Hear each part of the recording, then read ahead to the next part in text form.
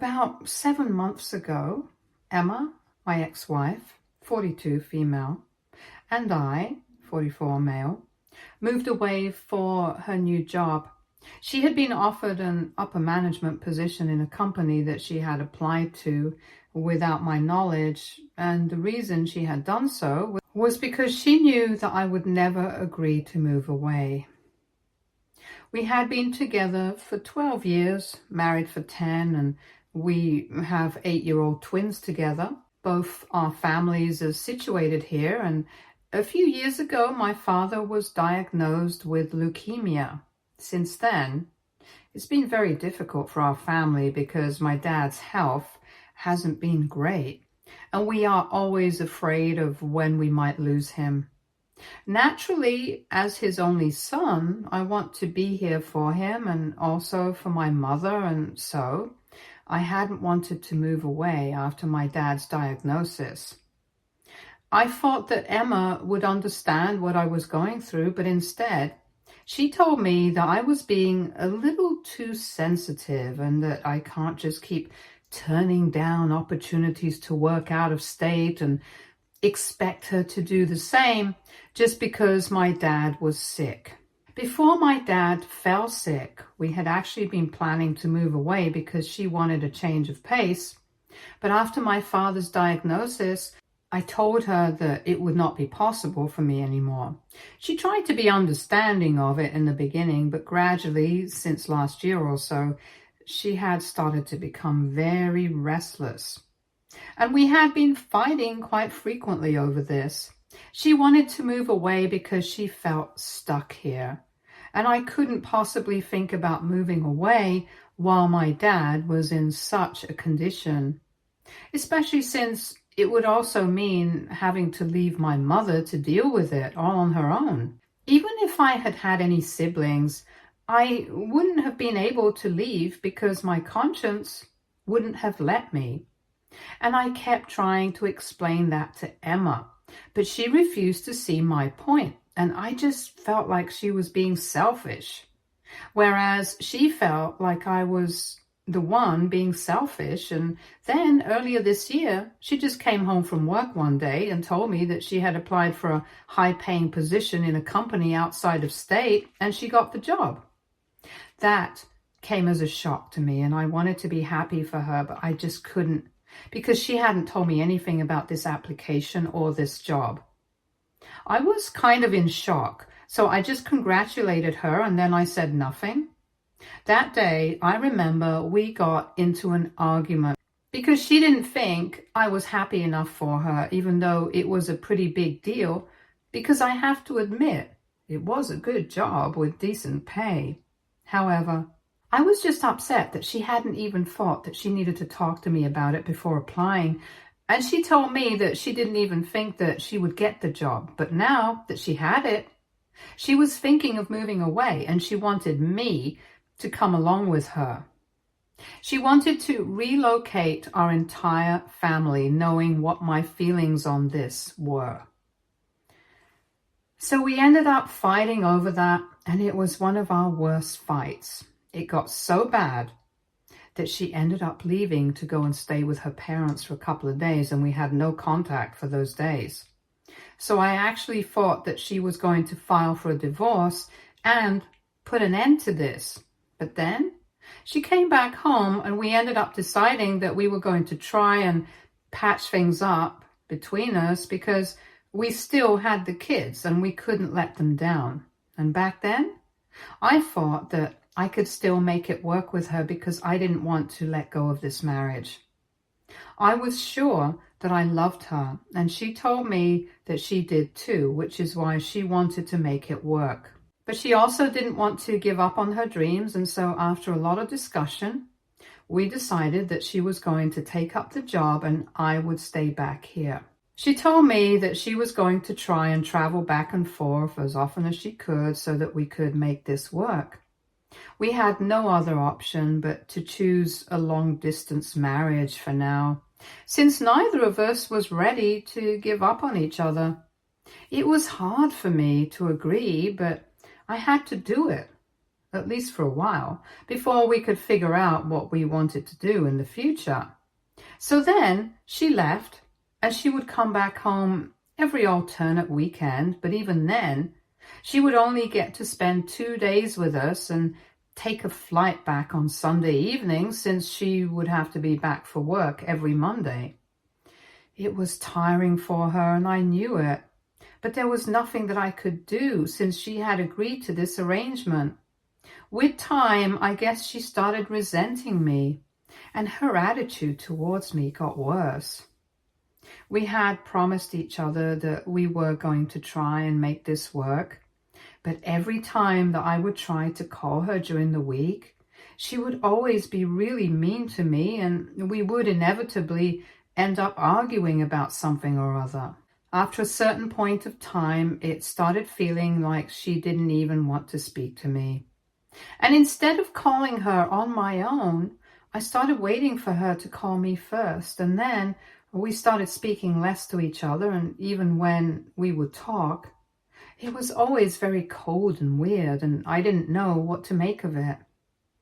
Then eventually, after having spent almost 4 months away, she came home one weekend and had divorce papers with her. At the time, things were really tense between us, and she told me that she couldn't do this anymore. When she came back home that weekend, we hadn't spoken for almost 6 days in a row because of the argument that we had the last time we spoke, and I wanted to come up with a reason not to get a divorce, but I couldn't come up with anything. Because the last fight that we had was one where she had actually thrown out the idea of separating and ending this marriage for good. I should have seen that coming, because for months, not only had we been fighting, but she had also been getting closer to a certain friend of hers from high school. This friend, let's call her Melissa, was not a good person and was an even worse influence. Emma had always been good friends with Melissa, and that woman had even been there as a bridesmaid at our wedding. But I had never liked her because she had always given off a weird vibe. From what I knew about her, she was a total gold digger and always went after rich married men so she wouldn't have to commit to them, but would still get the benefits of being with a rich guy. She would even brag about it, as if what she was doing wasn't detestable enough. When I used to bring up her behavior with Emma, she used to tell me that it was her personal choice and that we shouldn't judge her. That was quite infuriating. So eventually, I just stopped talking about Melissa and decided to ignore that friendship altogether. It got easier eventually, because after Melissa moved away and Emma got caught up with work and kids, they kind of drifted apart. Anyway, I had known that Melissa had also been living in the same state with her son for a couple of years since she had moved away after her second divorce, probably to scout for new prey. Coincidentally, when Emma got a job in the same state, she reached out to Melissa, and she was the one who introduced her to the city and helped her move in and stuff along with me. I was there all along, and I had hoped that maybe Melissa would have sobered up after so many years, but she was still the same weird person. I was not comfortable with Emma being so close with Melissa once again, but she was the only friend that Emma had there, so I couldn't even say anything about it. In the months that Emma had been staying there, she had told me that Melissa had been really supportive of her since she was on her own, and had even introduced her to a couple of her own friends. This so-called group that Melissa had introduced Emma to was very dicey, because as far as I remember, it was 3 or 4 women who were all single mothers. They had met through Facebook and had a Facebook support group kind of thing together. From whatever Emma had told me, these women had all been with men and had kids with them, but due to a variety of reasons, their partners had abandoned them, and now They were raising their kids on their own, and the only support they got was a child support check. However, it was not as sad as it sounds, because most of the women that Melissa was friends with were just like her. They had gone for super rich men, had affairs with them, got pregnant, and then when these men had decided to stay with their wives and families, these women managed to get them to pay a big fat child support check from them, which supported their lifestyle. It actually wasn't just as support for them, it was also payment for them to keep their mouths shut, since I'm assuming these men didn't want word of their affairs getting to their wives. It was very common for all of them to have some online business that nobody was really interested in, but they were self-employed and wanted people to believe that they were doing it all on their own. But in reality, they were running a scam and proudly called themselves independent women who had all the freedom in the world to live by their own rules, while living off of the money of men who had been stupid enough to fall into their traps. Emma thought that it was funny, but I thought it was disgusting, and I didn't think that it was a good idea for her to be socializing with them. However, she kept defending her friends and told me that she had gotten to know them personally, and they were all really nice women. And given how we were already fighting about so many things, I didn't want to fight about that as well, so I didn't say anything. But then, in the last fight that we had before she filed for a divorce, she told me that she really admired Melissa's strength, because even without any help from any man, she was raising her 2 kids brilliantly on her own. I ended up scoffing at that and told her that anybody who makes as much money from getting pregnant after an affair with rich guys would also probably be taking good care of the kids, since that was not their child, but a meal ticket for them. And that was what led to a huge blow-up fight between us, because before that, we had been trying our best to keep a lid on our tempers, but the frustration had just been building up for months. And that day, that little disagreement over one thing was enough to set us both off. We started cursing at each other, telling each other exactly how much we hated the situation, and just kept blaming each other. After one point, she just said that if we were just going to fight like this all the time, it was probably better for us to go our separate ways, and then disconnected the call.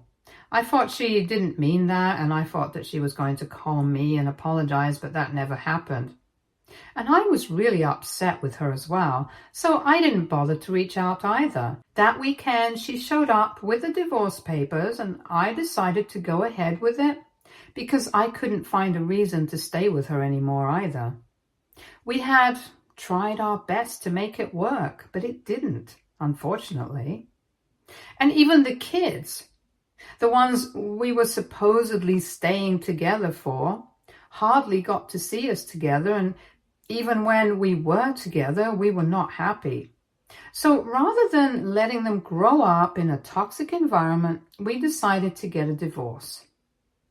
The divorce process was relatively simple, since we don't have a waiting period here in our state, and we only had to divide our joint assets, which was simple enough.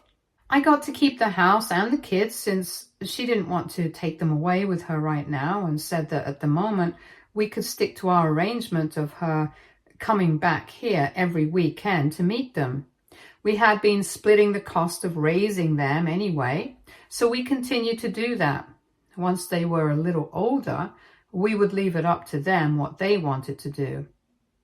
It was not convenient for either of us, but we didn't want to fight for custody, since we believed that our kids deserved both of us in their lives. As for the house, we had a verbal agreement that we would put it up for sale in a few years, and whenever it's sold, we would split the money. Anyway, the divorce was finalized about a month ago, and I didn't think that she would speak to me after that, because even while we were getting divorced, we hardly had anything to talk about outside of the meetings with our lawyers. Now that everything had been finalized, I was trying to cope with the situation, since even though it actually felt like nothing had really changed, since we were still going to stick to the same routine, life was definitely going to be pretty different for me now, because I was no longer married to Emma. My kids were also very confused about what was going on, so I had to explain to them that their mother and I were no longer together, even though nothing exactly had changed. But last night, she decided to call me up again so that we could sort things out between us and give our relationship another chance, because apparently she had made a huge mistake and she wanted to reverse the divorce. I could tell that she had been crying, and she was pretty much hysterical on the phone call. She started ranting about how she had unintentionally glamorized the lifestyle that Melissa and her friends had been leading, and because of that group, she hadn't mentioned it to me earlier because she knew how I felt about Melissa. But after that last fight that we had, she had spoken to her group of friends and they had told her to go for a divorce. She had been skeptical about it initially, but they talked her into it so that she spoke to a lawyer that they put her in touch with. But 1 month has passed since then, and she has tried literally to get herself to move on, like dating apps and blind dates and even going out every other night, but has only ended up hooking up with random people. And that has only made her feel pathetic, because at least with me, even when we were fighting, she knew that she loved me and I loved her. Now, she's just really lonely, and more than anything else, she also misses the kids. Her friends told her that this would pass, but she hasn't been able to get rid of the loneliness and the guilt after the divorce. On top of that, her company had been doing pretty well when she joined, but she has had several pay cuts since then, because apparently they had kind of embellished how well they were doing to get her on board, and her income now doesn't match what she had been offered initially. It's not just her. Everyone in the company has been going through the same thing, and they keep telling people that things will work out if they keep working hard. But she thinks it's just so that they can retain their employees, and that's another part of the reason why she wants to come back to me. She said that she really wanted me to consider it and reverse the decision to get divorced, because she just misses her family and what her life used to be. But after she was done talking and explaining her situation to me, I just felt furious with her, because I couldn't believe that she had allowed her stupid, immoral friends to talk her into getting a divorce. I had always warned her against Melissa, and I had also made it very clear that I didn't like the company she was keeping after she moved away, but she never paid any mind to me. And now they had turned out to be the reason that she ended up making the decision that she did. Had it been her own mistake, I might have even been all sympathetic towards her. But the fact that she had chosen to listen to people that I hated really got on my nerves. The audacity to call me up and start crying about all of these things as if it had all been very easy for me just made me very upset, and I ended up snapping at her. And now she had to lie in it because I was not going to help her out here. In spite of everything, I had tried my very best to make this marriage work. And I'm not talking about the last few months. I'm talking about ever since my dad fell sick. I had been fighting for our marriage relentlessly. And for a while, so had she. But she had been immensely selfish for the past couple of years. And that's how we had ended up here, divorced. The least she could have done while she had been staying away was at least try to understand my feelings and situation. But she allowed herself to get carried away by friends whom she knew I did not like.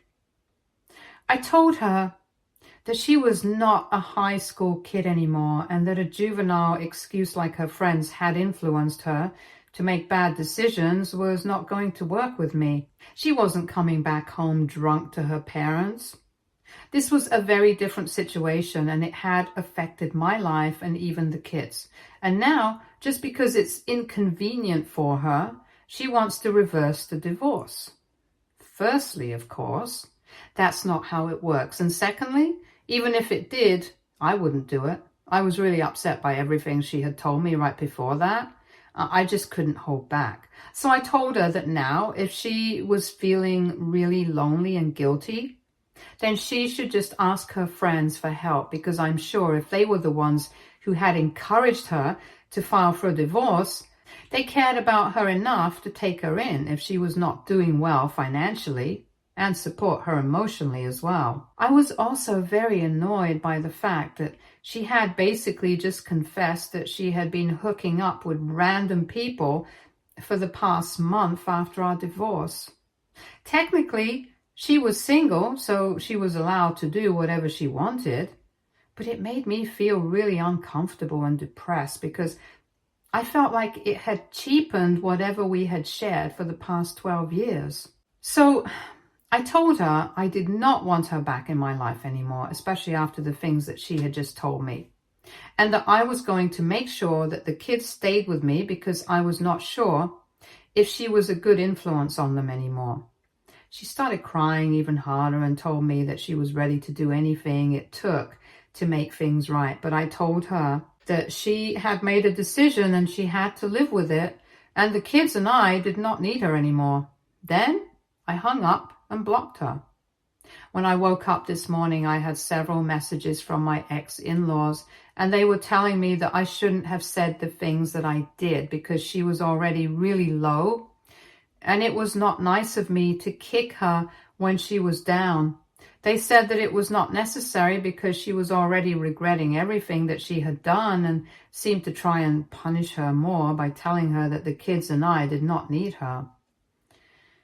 I wouldn't have cared about what my ex-in-laws say, but they have been very kind to me after the divorce, so I don't know.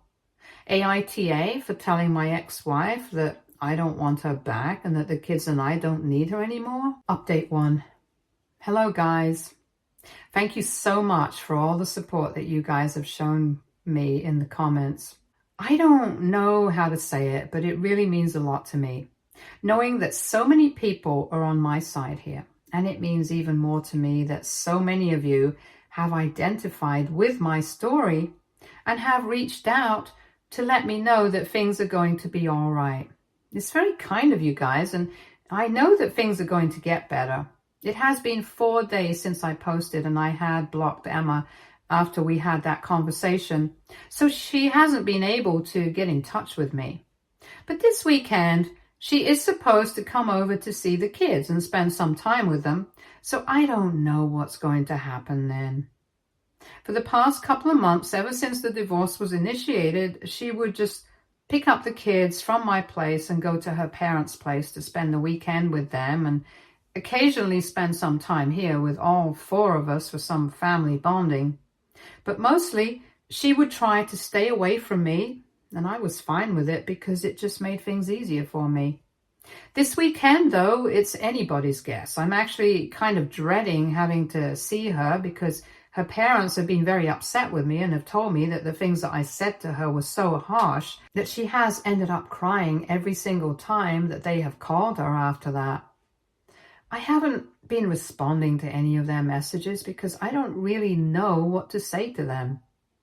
But I feel kind of bad because I know Emma is kind of a really non-emotional person, and I know that I really managed to hit her where it hurts because she's been crying so much. Even though she hasn't exactly been kind to me and our circumstances haven't been the best, I still feel really sad for her because we could have had a great life, and I feel like she ruined it all for herself. I did my best to make it work, but it's not like I can make the marriage work on my own without any help from her. I don't know what to say anymore, to be honest. Update 2. So Emma came over yesterday to pick up the kids, and we ended up having a discussion about everything that had been said.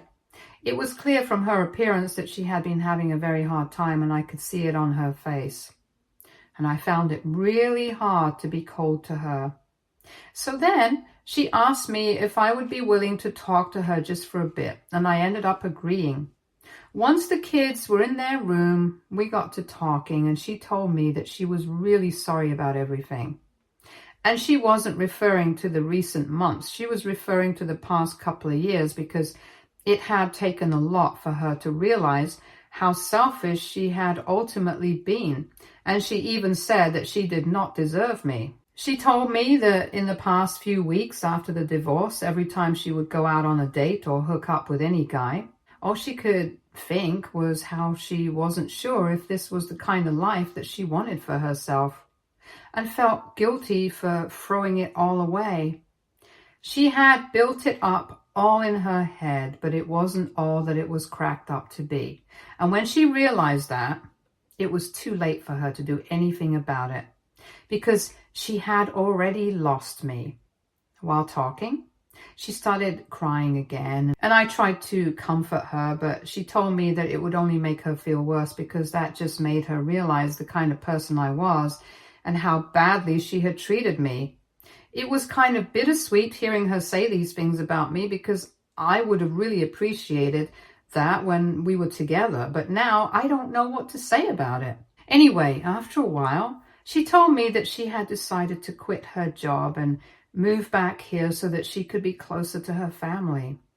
She also wanted to spend more time with the kids, because she had already been losing out on so much time with them. It didn't seem worth it to stay outside for such little money and sacrifice so much. The only request she had for me was that she wanted me not to file for full custody like I had said I would. And I told her not to worry about it. I had said it in the heat of the moment, but I didn't have any intention of actually doing it, because both she and I had always maintained that our kids shouldn't have to suffer, and I knew that they missed their mom. So spending some more time with her would definitely do the kids more good, and I would be supportive of that as well. After we were done talking, she apologized to me for everything once again and told me that I was a good man. She also promised me that she was going to try and be a better mother and a better person, and thanked me for even letting her speak to me after everything that happened, instead of just shutting the door in her face. That got me a little emotional, but I didn't say anything. And then she left with the kids, so that was it. And I didn't actually expect things to turn out to be like this, since I thought that she was going to come over and fight with me. But this was nice and unexpected. She has apologized, and I'm not going to say that I forgive her and everything is in the past, but at least we are on the right track now. I don't think I can go back to her again. That's very unrealistic after everything that has happened. But the least we can do is try to co-parent our kids to the best of our abilities and make it as peaceful for them as possible. And of course, it will be better for us as well. Now, let's see what the future holds. Update 3. Hey guys, okay, so 4 months have passed since my divorce, and after my last update, Emma stayed true to her word, and within a few weeks, she quit her job and moved back here. And since then, our kids have been splitting their time between the two of us. They spend half the week at my place and the other half at their mother's, and it's been pretty convenient for them till now. Emma had been with her parents for a couple of weeks initially, but then she was able to find an apartment a few blocks away, and the kids are having a lot of fun because they have 2 homes now. As for my ex-in-laws, we are back on normal terms. Of course, we don't speak to each other on a regular basis, but they have apologized to me for bothering me back when Emma was having her breakdown. And they told me that it was not my fault. But as her parents, they were just really stressed out, and they ended up blaming it on me because it was a bit of a knee-jerk reaction. Emma and I are also back on decent terms. I wouldn't say good terms because it's not like we are friends, but we are cordial with each other and have kept things civil. I'm also slowly but surely moving on and trying to process everything that has happened. And it's going well so far, and I'm hoping that it continues to get better after this as well. Stay tuned for more stories from our girl relationships.